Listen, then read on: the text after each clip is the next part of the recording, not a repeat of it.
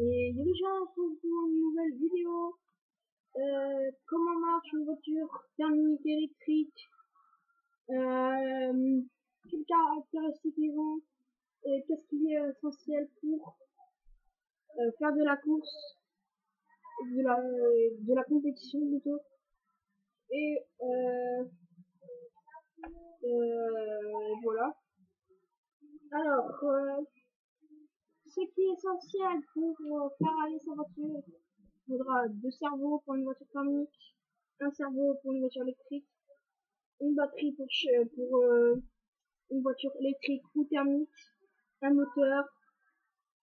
Pour une voiture thermique, pas de on-off. Pour une voiture électrique, il faudra une espèce de truc avec un petit ventilateur au-dessus qui est vert, un verre, je sais comment ça s'appelle. Il faudra un peu d'échauffement pour les voitures thermiques, pas pour les voitures électriques bien sûr, puisqu'elles sont électriques. Le châssis, c'est un peu logique. Et voilà, les caractéristiques de la voiture électrique et thermique sont que ils sont tous les deux 4 roues motrices. Et la voiture thermique fait forcément plus de bruit qu'une voiture électrique. Une voiture électrique fait moins de bruit, elle est moins chère puisque il n'y a que un cerveau. Le moteur sur une voiture électrique coûte plus cher puisque on doit en avoir un bon qui dure bien longtemps, que sur une voiture thermique il dure très longtemps.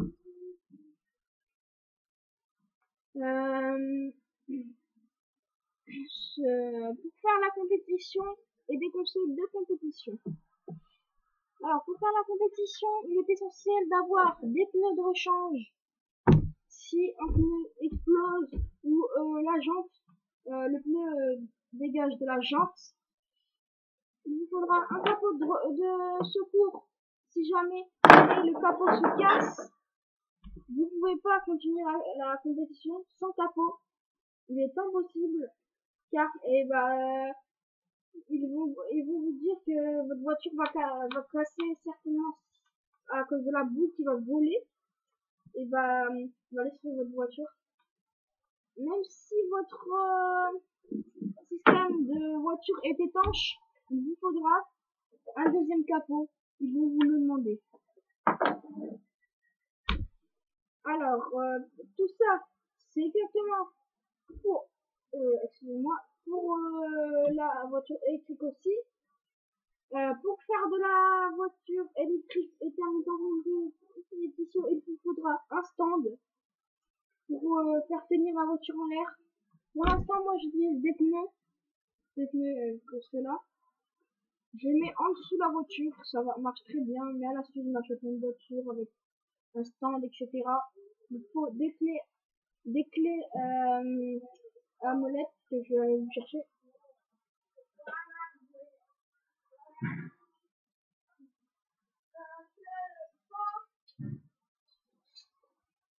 Toutes sortes de clés à molette comme cela, essentielle, la clé 17, elle est ici, la clé 17, car c'est celle qui va vous aider pour les pneus, les enlever et les mettre. Si vous en avez pas, vous avez un pneu qui part, vous êtes disqualifié de la course car vous ne pourrez plus changer les pneus de votre voiture, à part s'il y a un petit voisin avec sa voiture et avec plein d'équipements qui vous prête une clé 17 et vous changez votre roue. Si vous n'avez pas de roue, vous êtes disqualifié car vous n'aurez pas de roue. À mon avis, il va pas avoir une personne qui va vous passer une roue, plusieurs roues. Les roues n'est pas indispensable sur les voitures électriques. Sache que si vous trouvez une voiture un kit de châssis, aileron, roues, etc., ça coûte moins cher que 100 €. Parce que 100 €, ça veut dire que la voiture est plus haut de gamme bah, le châssis est plus haut de gamme, il est meilleur et que il faudra acheter l'aileron à part car ça sera du haut de gamme. Je sais pas si vous comprenez, mais voilà. Alors, bah voilà. Il vous faut plein de pièces de rechange en compétition. Pas obligé toutes les pièces, mais certaines pièces de rechange, comme les suspensions, les pièces les plus importantes, et sur votre voiture, les pièces qui peuvent se casser facilement et que vous trouvez qui sont importantes. Prenez-les en compétition, mais des grosses compétitions. Si c'est des petites, parce que vous roulez juste et tout, vous n'êtes pas obligé. Vous prenez une paire de pneus, comme je vous dis, une clé de 17, un deuxième capot.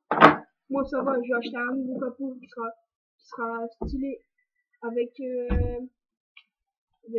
un capot qui sera vendu avec. Et bah je sais pas quoi dire d'autre. Bah voilà. C'était tout pour cette vidéo. Likez la vidéo, abonnez-vous, mettez un pouce bleu et à la prochaine.